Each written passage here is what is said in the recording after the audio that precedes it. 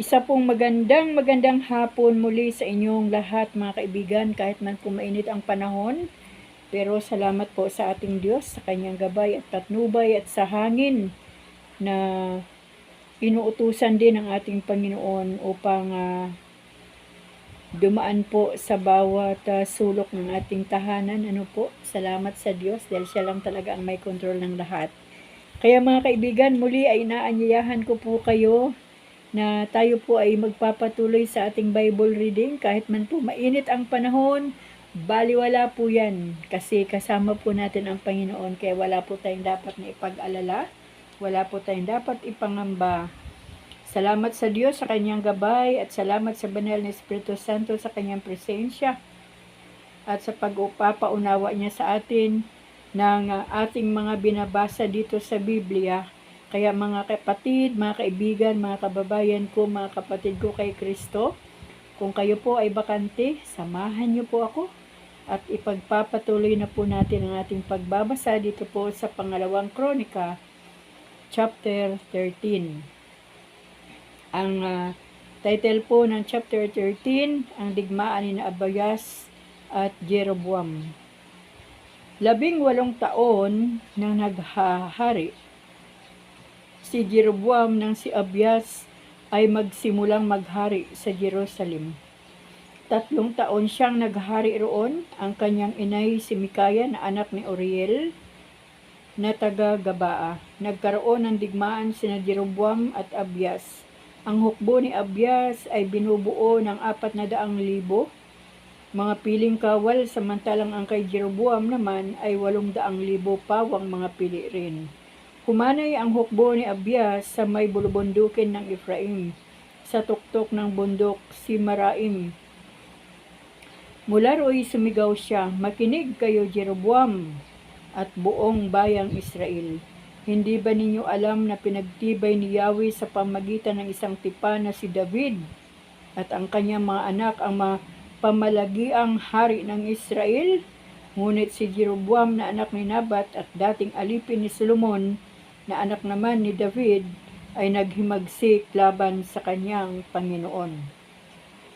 Sumama naman sa kanya ang mga sukab at walang kabuluhan. Hindi nila kinilala si Roboam na anak ni Solomon. Palibhasa'y bata pa noon at walang karanasan si Roboam, wala siyang nagawa." Iba po si Jeroboam mga kaibigan, at ito pong si Roboam, ito po ang anak ni Solomon. Ngayon ibig ninyong labanan ang kaharian ni Yahweh na ipinamamahalaan ng mga anak ni David. Palibhasa'y marami kayo at taglay ninyo ang mga guyang ginto na ipinagawa ni Jeroboam at ni Diyos ninyo. Bakit ninyo pinalayas ang mga saserdote ni Yahweh? Ang mga anak ni Aaron at ang mga Levita. Bakit ang sinunod ninyo'y ang ugali ng ibang mga bansa sa pagpili ng mga saserdote? Ngayon, sino mang nais magtalaga ng sarili sa may taglay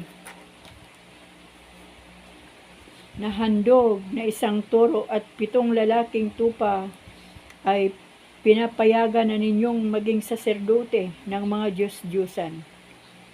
Sa ganang amin, si Yahweh lamang ang Diyos at hindi namin siya itatakwil.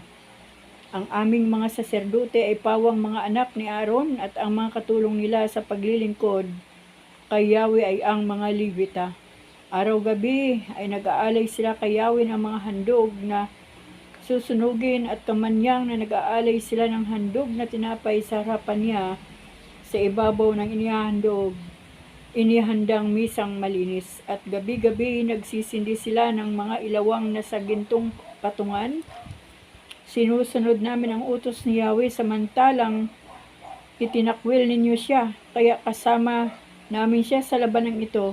Siya ang aming puno at ang kanyang mga saserdote ay kasama rin namin.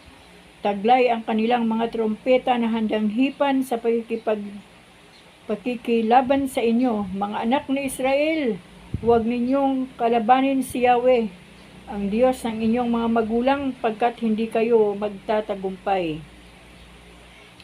Nagsugo si Jeroboam ng pangkat na hulihin ng kalaban upang lihim na sumalakay roon. Samantala, ang karamihan ng hukbo niya ay kaharap ng hukbo ng Juda. Nang lumingon ang mga ito, nakita nilang 2 pangkat ang kanilang kalaban. Dumalangin sila kay Yahweh at hinipan ng mga saserdote ang kanilang trompeta. Sumigaw ang hukbo ni Juda at sa sandaling yaon, nilansag ng Diyos ang hukbo ni Jeroboam at ng buong Israel. Tumakas sila sa hukbo ni Abias at ng Juda. Itinulot ng Diyos na masakop sila ng Juda. Nagtagumpay sina Abias, may 500,000 piling kawal ng Israel ang napatay.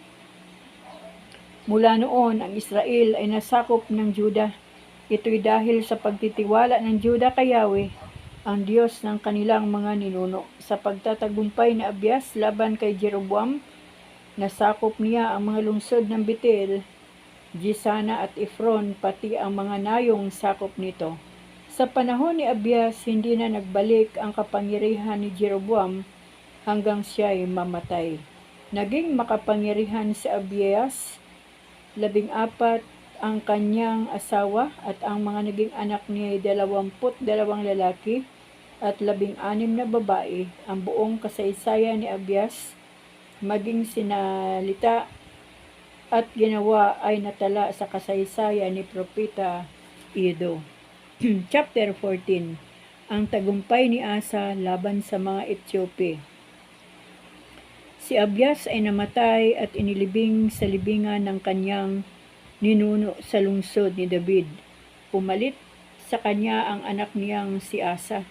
10 taon itong naghari at sa panahong yaon ay naging mapayapa ang Juda. Ang kanyang ginaway, ikinalungkot ni Yahweh na kanyang Diyos.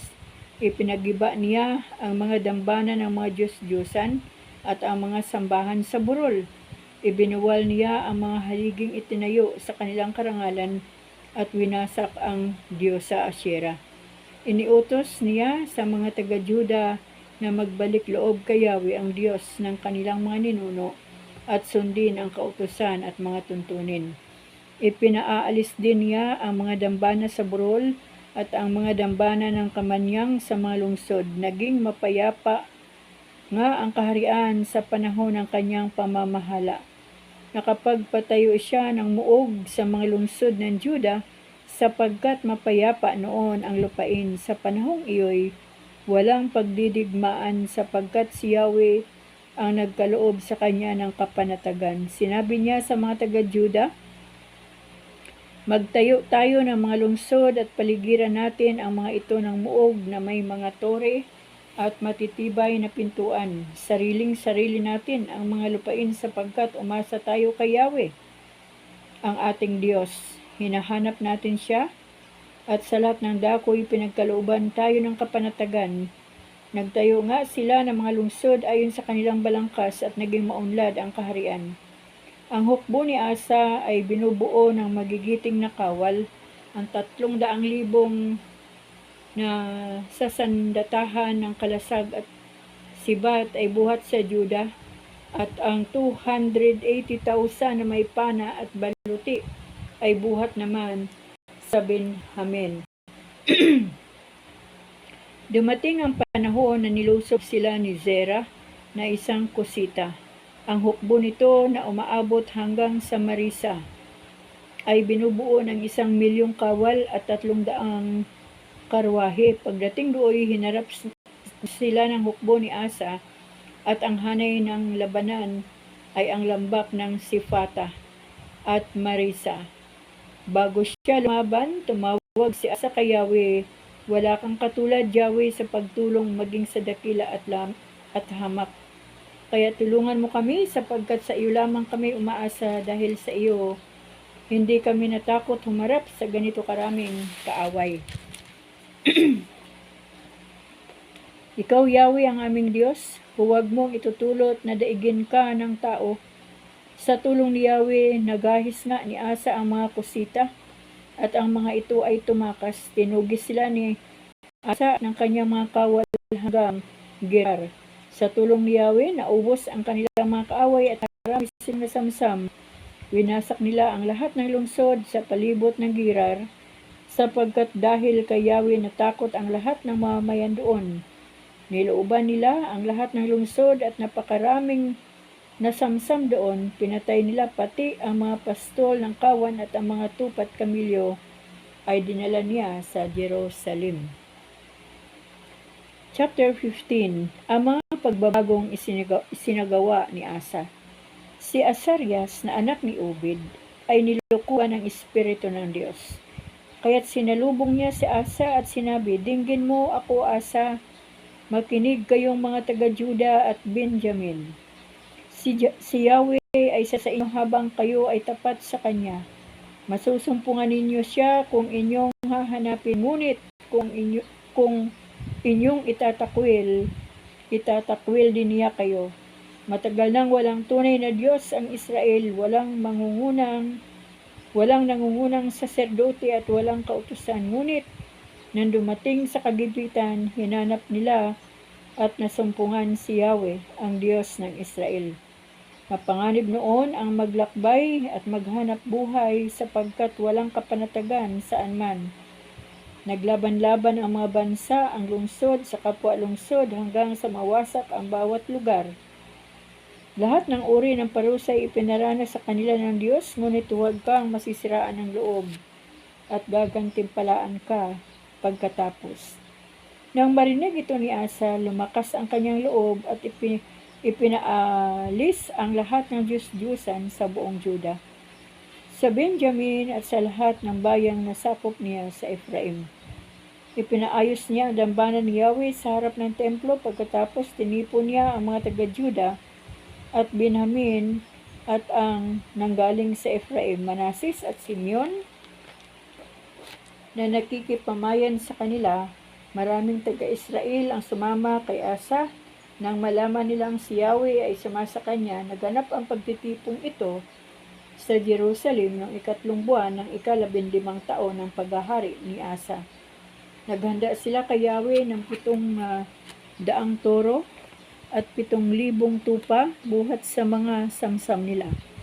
Nangako silang buong puso nilang hahanapin si Yahweh, ang Diyos ng kanilang mga ninuno. Isinumpa rin nilang papatayin ang sino mang hindi susunod sa kanya, maging lalaki o babae, matanda o bata. Ito ay ipinahayag nila ng buong galak sa saliw ng mga trompeta, tambuli. Masayang masaya ang buong Juda sa kanilang pagkakaisa, sapagkat buong puso silang nangakong hahanapin si Yahweh. Nasumpungan nga nila siya at sa lahat ng dakoy naghari ang kapangyarihan, ang kapayapaan pala.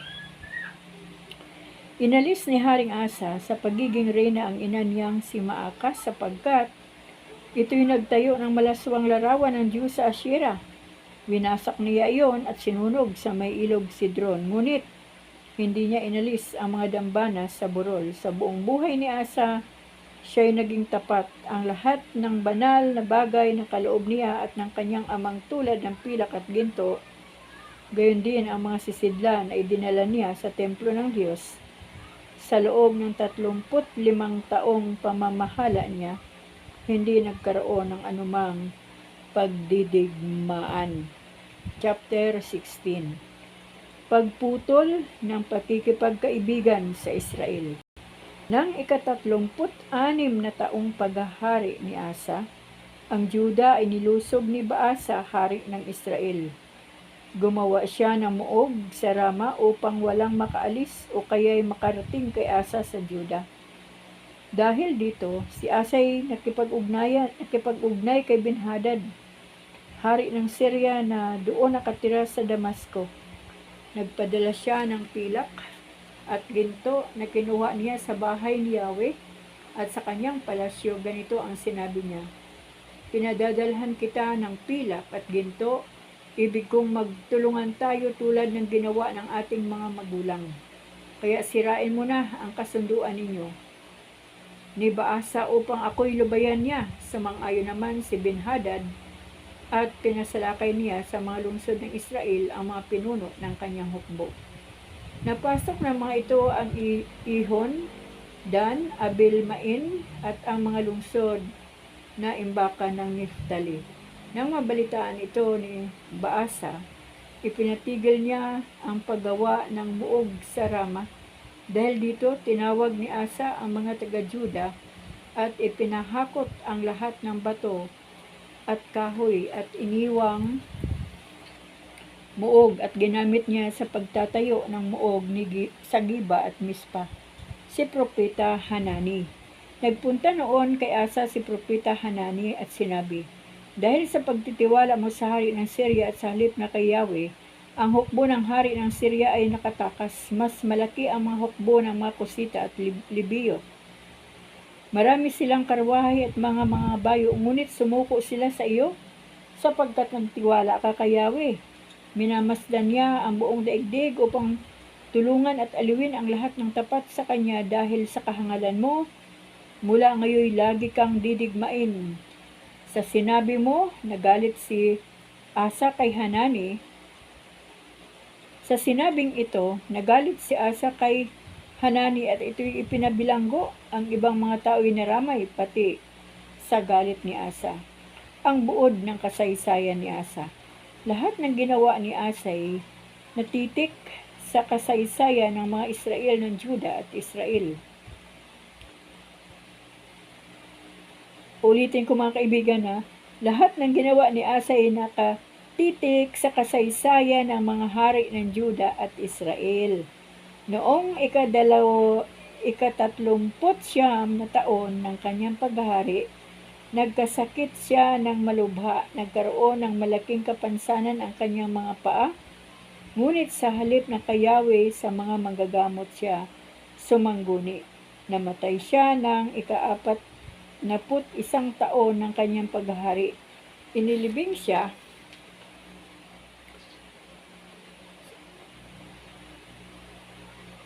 Nasaan na ba tayo? Ayun. Inilibing siya sa lungsod ni David sa isang libingang sadyang ipinahanda niya para sa kanya. Inilagay siya sa isang pasadyang kabaong na nilagyan ng lahat ng uri ng pabango bilang pagpaparangal sa kanya. Ang mga tao'y gumawa ng napakalaking siga. Ang paghahari ni Josaphat, chapter 17. Ang pumalit kay Asa ay ang anak niyang si Josaphat at pinalakas nito ang kaharian laban sa Israel. Naglagay siya ng mga kawal sa lahat ng nakukutaang lungsod ng Juda at nagtayo ng mga kampo sa buong bansa, pati sa mga lungsod ng Ephraim na nasakop ng kanyang ama. Sinunod ni Josaphat ang dating pinamamahala ng kanyang ama, kaya pinatnubayan siya ni Yahweh, hindi siya nagtiwala sa mga Baal. Ang inaasahan niya ay ang pamamatnubay ng Diyos ng kanyang mga ninuno. Sinunod niya ang kautusan at hindi ang gawain ng Israel. Pinatatag ni Yahweh ang kaharian ni Josaphat at ang buong Juda. At ang buong Juda ay bumuwis sa kanya. Siya ay nabantog dahil sa kanyang kayamanan at kadakilaan.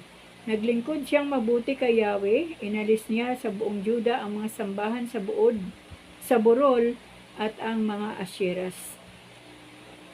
Noong 3 taon ng kanyang pamamahala, inutusan niya ang kanyang mga prinsipeng sina Benhail, Obadias, Sakarias, Natanael at Mikaya na magturo sa mga lungsod ng Juda, kasama rin nila ang mga Levitang sina Simayas, Netanyas, Sibidyas, Asael, Semiramot, Jonathan, Adonias, Tobias, Tobadonias, at ang mga saserdoteng sina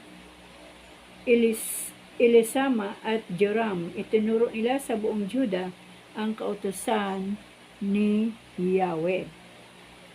Ang kabantugan ni Josaphat. Ang mga kaharian sa palibot ng Juday natakot kay Yahweh at hindi na nila dinigma si Josaphat. Nagpadala sa kanya ng mga kaloob na pilak ang mga Filisteo, ang mga Arabi. Ang mga Arabi naman ay nagbigay ng 7,700 lalaking tupa at gayon din karaming barakong kambing. Lalong nabantog si Josaphat, gumawa siya ng mga kuta at mga lungsod na tinggalan. Napakarami ang kanyang inipong kayamanan sa mga lungsod ng Juda. Ang mga kawal na itinalaga niya sa Jerusalem ay sadyang pili at matatapang. Ganito ang itinayo niyang mga pangkat ayon sa kanilang mga angkan sa lipi ni Juda. 300,000 na kawal, ang pinakamataas nilang puno, at si Adna. Ang pangalawa ay si Johanan, na namamahala sa pangkat na binubuo ng 280,000. Ang pangatlo ay si Amasias na anak ni Sikri na kusang loob naghandog ng paglilingkod kay Yahweh. Ang pinamamahalaan naman niya ay 200,000. Sanay ring kawal sa lipi ni Benjamin, si Eliada, isang batikang kawal, ang namahala sa pangkat ng may 200,000 na nasasandatahan ng mga pana at baluti. Ang pangalawa niya ay si Josabad na namahala naman sa nasasandatahang 180,000 na kawal. Ang mga pangkat na ito ang naglingkod sa hari, bukod sa nakatalaga sa mga nakukutaang lungsod ng Juda. Chapter 18. Ang babala ni Propeta Mikaya kay Akab. Si Josaphat ay yumaman at napabantog. Naging magkalapit sila ni Akab dahil sa pag-aasawa ng kanilang sambahayan. Matapos ang ilang taon, dinalaw niya si Akab sa Samaria. Masaya siyang tinanggap ni Akab, nagpapatay ito ng maraming tupa at baka para sa kanyang mga panauhin. Sa pagkakataong iyon, hinimok ni Akab si Josaphat na salakayin nila ang Ramot Galaad. Nang tanungin siya ni Akab tungkol dito, ang tugon niya, ang akin ay iyo rin. Ako at ang mga tauhan ko'y nakalaang tumulong sa iyo sa pakikidigma. Ngunit, bago natin gawin ito'y kailangan sumangguni muna tayo kay Yahweh. Tinipon ng hari ng Israel ang 400 propeta at tinanong kung dapat salakayin ang Ramot Galaad o hindi. Sumalakay kayo, ang nagkakaisang tugon nila. Ang dakong ibibigay ni Yahweh sa inyong kamay. Ngunit, tumutol si Josaphat at nagtanong siya kung walang ibang propeta na maari niyang pagsanggunian tungkol kay Yahweh. Sumagot ang hari ng Israel, mayroon pang isa, si Mikaya na anak ni Emla. Lamang ako'y namumuhi sa taong yun sapagkat wala na siyang mabuting hula tungkol sa akin. Huwag sana magsalita ng gayon ang mahal na hari, wika ni Josaphat. Ipinatawag agad ng hari ng Israel ang isa sa mga tagapaglingkod niya at ipinasundo agad si Mikaya. Ang dalawang hari ay nakaupo sa kanilang trono sa gitna ng giikan sa may pintuan ng Samaria. Nararamtan sila ng maringal na kasuotan at sa harapan nila ay naroon ang mamanghula at mga propeta. Naroon din si Sidikayas na anak ni Ana. May dala itong mga sungay na bakal na ginawa niya at ang sabi, ito ang sinasabi ni Yahweh, basta taglay ninyo ang mga sungay na ito, may itataboy ninyo ang mga siro hanggang sa sila'y malipol. Ganito rin ang damdamin ng naroong mga propeta, iisa ang payo nila. Salakayin ang Ramot Galaad at magtatagumpay sapagkat ibibigay ito ni Yahweh sa kamay ng hari. Samantala si Mikaya ay nakita ng mga sugo ng hari. Sinabi nila, ang mga propeta ay nagkaisang humula ng kasiyasya sa hari, sana'y maging kasiyasya rin ang hula mo. Ngunit sinabi ni Mikaya, Sumusumpa ako sa ngalan ni Yahweh kung ano ang sabihin niya ay siya kong sasabihin. Pagdating ni Mikaya, tinanong siya ng hari, dapat ba o hindi dapat salakayin ang Ramot Galaad? Ang tugon niya, humayo kayo at magtagumpay, ibibigay sila sa inyong kamay. Ngunit sinabi ng hari, hanggang kailan ko ba sasabihin sa iyo na sa ngayon na sa ngalan ni Yahweh ay pawang katotohanan lamang ang iyong sasabihin? At sumagot si Mikaya, nakita ko ang buong Israel na parang mga tupang walang pastol. Nakakalat sila sa mga bundok. Naririnig ko ang sabi ni Yahweh. Sila'y walang tagapanguna, kaya't pauwiin silang mapayapa. Sinabi ng hari ng Israel kay Josaphat, tama ang sabi ko sa iyo at ang taong iyon ay walang mabuting hula tungkol sa akin. Makinig kayo sa salita ni Yahweh, wika ni Mikaya.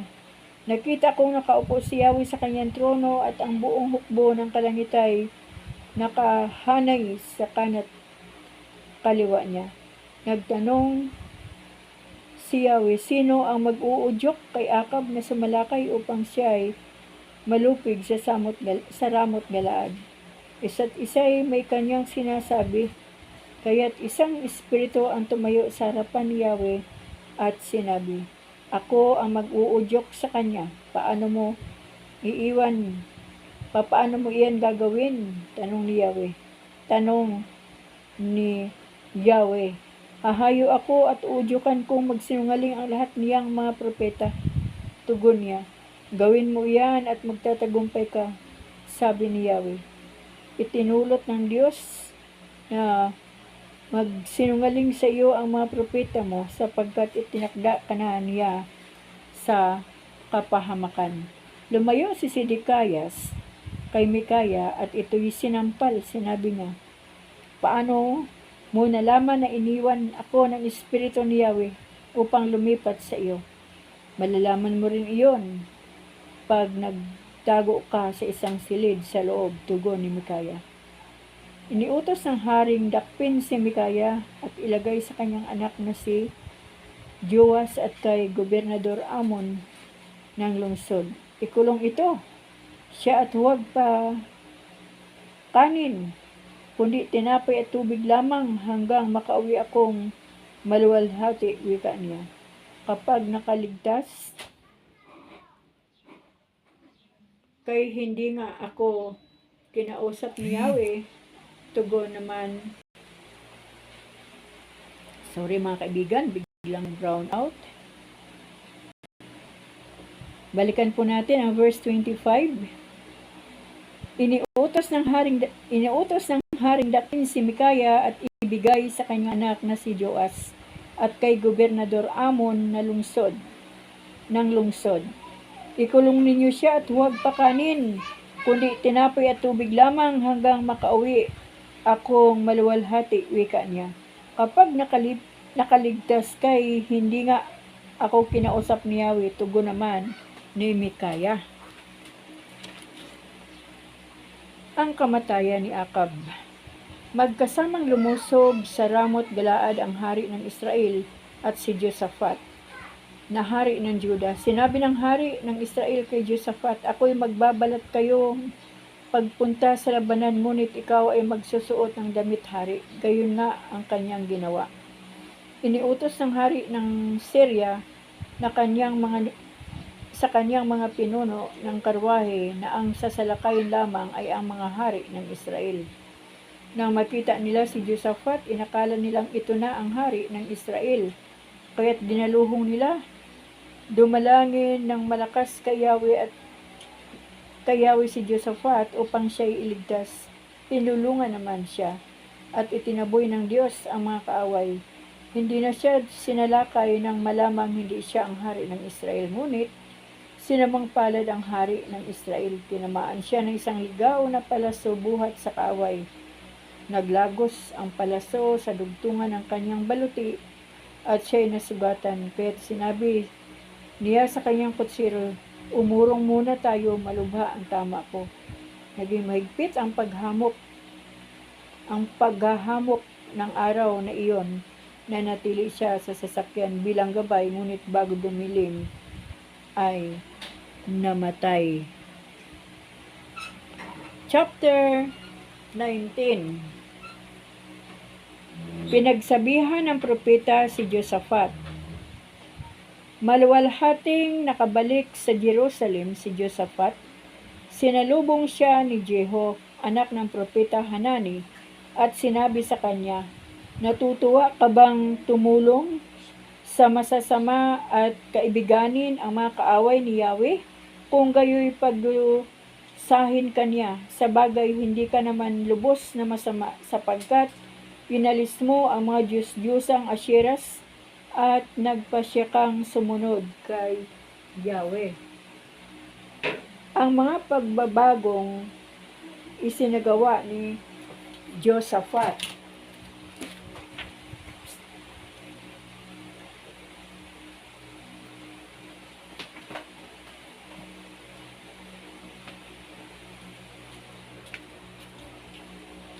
Yan mga kaibigan, sa pagpapatuloy po natin sa Jerusalem, tumira si Josaphat mula sa Beersheba hanggang sa kaburulan ng Ephraim ay sinikap niyang mapanumbalik ang mga tao kay Yahweh, ang Diyos ng kanilang mga ninuno. Naglagay siya ng mga hukom sa buong lupain, isa sa bawat nakukutaang lungsod ng Juda. Sinabi niya sa kanila, "Dapat kayong maging tapat sa inyong tungkulin bilang mga hukom. Ang bibigyan ninyo ng kasiyahan ay hindi ang tao kundi si Yahweh na kasama ninyo sa inyong paghatol. Matakot kayo sa Kanya, maging maingat kayo sa paghatol. Alalahanin ninyong hindi ikatutuwa ni Yahweh na yurakan ang katarungan o magkaroon ng kinikilingan at suhulan." Hindi lamang iyon, si Josaphat ay naglagay rin sa Jerusalem ng isang hukumang binubuo ng mga Levita, mga saserdote at mga pinuno ng mga angkan. Pinili niya ang mga ito upang sa ngalan ni Yahweh ay humatol sa mabibigat na usapin ng mga tao. Ginawa niya ito nang siya'y makabalik sa Jerusalem. Sinabi niya sa kanila, "Gagampanan ninyo ang inyong tungkulin ng buong sikap at magkaroon kayo ng takot kay Yahweh. Huwag magsasakdal sa inyo ang inyong mga kapatid. Pangaralan ninyo sila kahit sila taga saan. Ito ang gagawin ninyo kahit ang usapin nila ay tungkol sa pagdanak ng dugo o paglabag sa kautusan at mga tuntunin. Sa gayon, mailalayo ninyo sila sa pagkakasala kay Yahweh at sila o kayo ay di niya parurusahan. Sa mga bagay na nauukol kay Yahweh, si Amarias na punong saserdote ang mamumuno sa hukuman. Sa mga bagay namang nauukol sa hari, si Zebadias, ang anak ni Ismail at pinuno ng angka ng Juda, ang mamumuno. Ang mga Levita naman ang magiging mga kalihim at tagapagtupad. Magpakatatag kayo at naway pagpalain ni Yahweh ang mga matuwid." Yan mga kaibigan, hanggang dito po muna tayo sa chapter 20 dahil nagkakaingay na naman po ang aking mga apo. Ay chapter 19 lang po pala tayo.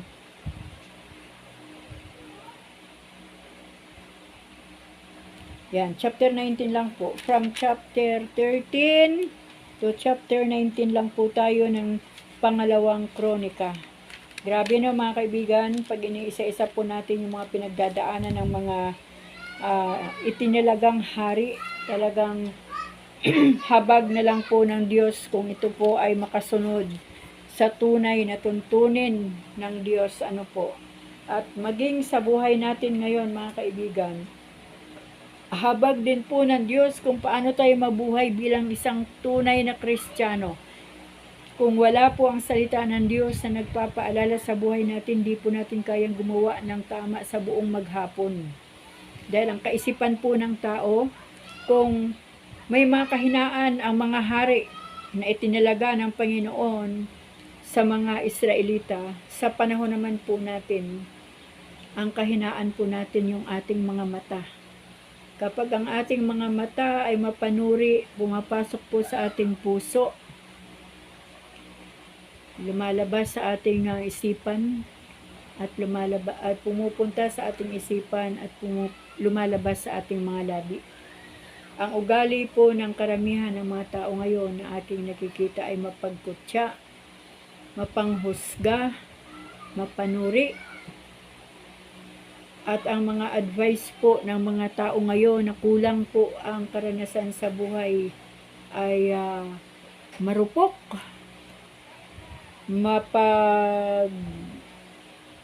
walang pagtitimpi sa sarili. Pag sinabi, sige, suntukin mo. So, ganyan po ang sitwasyon ng buhay natin. Kaya, ang kailangan lang po talaga ay sumunod sa tuntunin ni Yahweh upang tayo po ay hindi makaranas ng buhay na puno ng kasalanan o hindi makapasok yung kasalanan sa ating mga buhay kapag tayo po ay patuloy na sumusunod sa tuntunin ni Yahweh. At sa bawat pagbasa po natin ng Biblia, lagi po nating nakikita doon yung mga Diyos-Diyusan. Talagang galit na galit ang Panginoon sa mga Diyos-Diyusan. Kaya yung mga hari na tunay na sumunod sa tuntunin ng Diyos ay kanila pong inalis, tinanggal, pinasunog, winarak, mga ganun po ang kanilang ginagawa.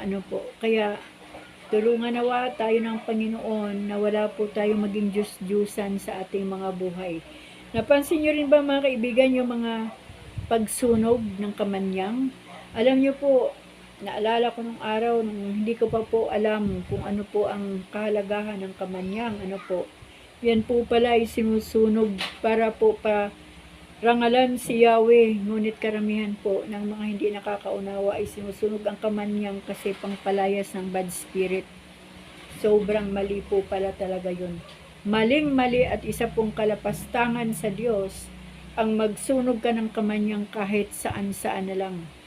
Dapat pala ang kamanyang ay sinusunog doon mismo sa templo ng Diyos at doon sa mga itinalaga ng Diyos na kumbagay legit, na doon siya hahandugan, doon siya sasambahin, hindi basta ka na lang magsusunog kung saan-saan.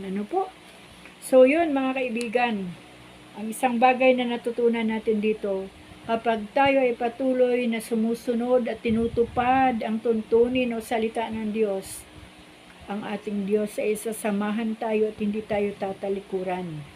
Ngunit kapag tayo ay lumabag at hindi po natin na susundin ang tuntunin at salita ng Diyos, iiwan din po tayo ni Yahweh. At kapag iniwan na po ng Diyos ang ating mga buhay, ando na po yung kapahamakan. Kumbaga, libre na ang kaaway para po digmain ang mga anak ng Diyos na tumalikod at nawalan ng tiwala o naging traidor sa Diyos.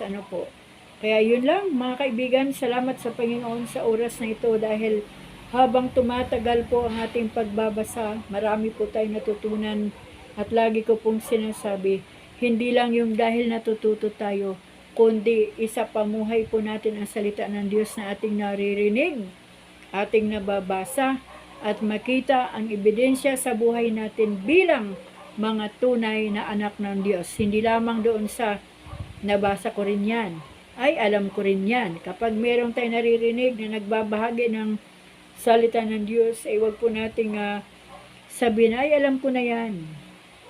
Narinig ko na rin yan. Kasi iba-iba po ang kapahayagan ng Diyos, ng banal na Espiritu Santo sa bawat buhay ng mga tao na mga lingkod ng ating Panginoon. Kaya matuto po tayo makinig para yung mga instruction na hindi po natin naunawaan ay baka doon sa mga lingkod ni Yahweh ay doon natin maunawaan ng maayos, maliwanag upang sa ganon hindi po tayo magkamali sa nilalakbay natin na buhay sa mundong ito. Lahat po tayo nawa ay makarating sa finish line na taglay ang tunay na pananalig, pananampalataya kay Yahweh, tamang relasyon tamang pagsunod, tamang ebidensya makita nawa sa buhay natin upang sa ganon patuloy talaga po nating mararanasan at makakamtan yung pangako po ng Panginoon, buhay na walang hanggan. Yan po mga kaibigan, hanggang dito po muli ang ating pagbabasa at sa araw po ng bukas, loobin po ng Panginoon na makabasa pa rin po tayo uli. Salamat mga kaibigan ha, sa buhay ninyong lahat, nandyan po kayong lahat. Hindi ko man po kayo isa-isahin, tayo po ay nasa 2,834 na. Napakabuti po ng ating Diyos dahil dinadala po kayo ng Panginoon dito sa aking YouTube channel, Sarili Mix Stories. Kaya mga kaibigan, lahat po ng ibibigay ng Diyos sa akin na kalakasan, lahat po ng binibigay ng Diyos sa akin ng karunungan, ay ito rin po ang aking ibabahagi sa inyo sa pamagitan po ng aking YouTube channel. Purihin si Yahweh dahil siya ay mabuti, purihin ang ating Diyos dahil siya ang may tangan ng ating mga buhay. Salamat sa banal na Espiritu Santo sa kanyang presensya, kaya natin naunawaan ang salita ng Diyos at salamat sa ating Panginoong Hesus na siyang nag-alay ng buhay upang tayo ay iligtas. Hanggang dito na lang muna mga kaibigan, hanggang sa muli. Pagpalain po tayong lahat ng ating Panginoon. Amen.